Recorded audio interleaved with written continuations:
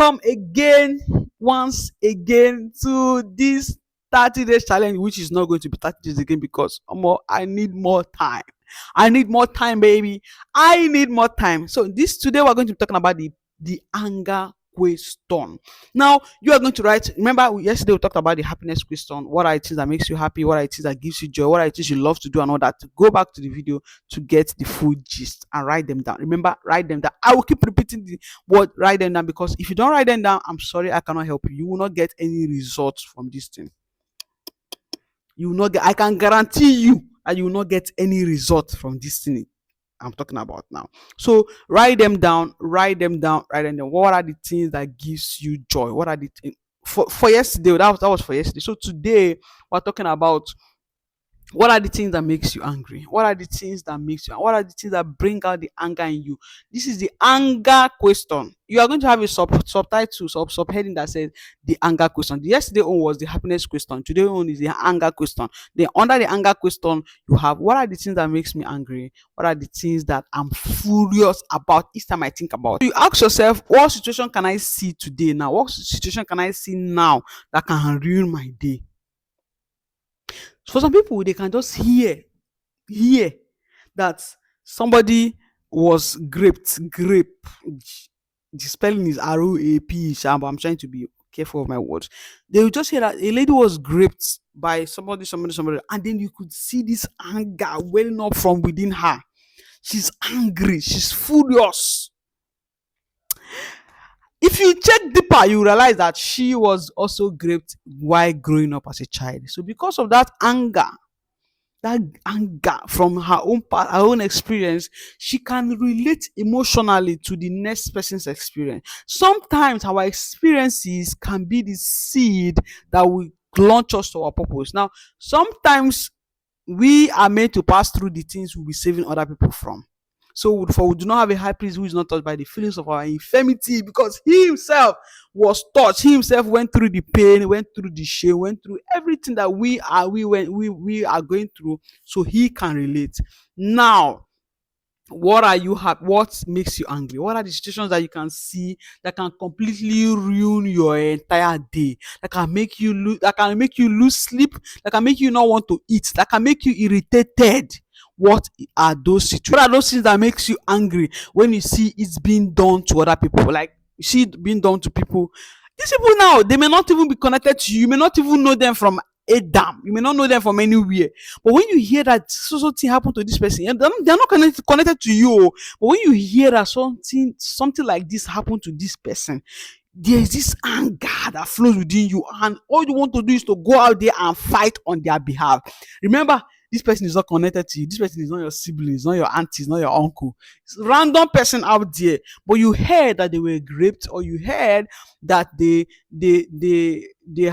are in a toxic relationship where their guy or their boyfriend is beating the hell out of them, or you hear that somebody is serving terrible meals to people and all that, or you hear that children are dying in certain places, or you hear that young ladies are giving birth out of wedlock, or that's the list is endless.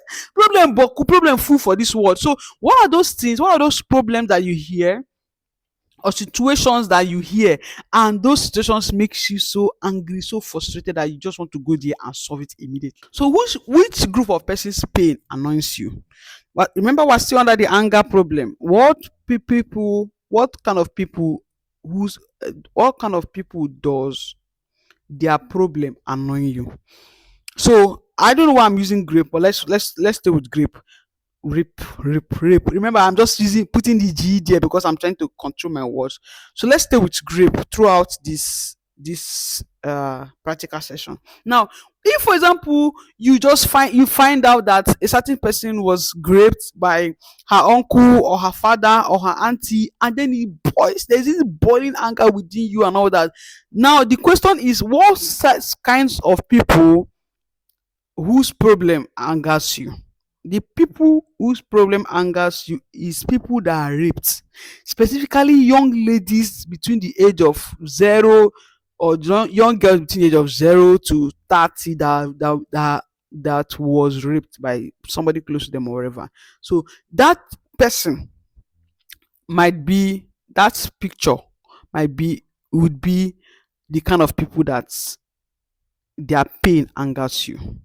And some other persons it will be for guys, whichever way. So if guys own angers you to write it down. Problem are you angry enough to solve? Many times when we exhibit anger and hatred over certain situations, it could be that the seed of solution to solve that problem is within us.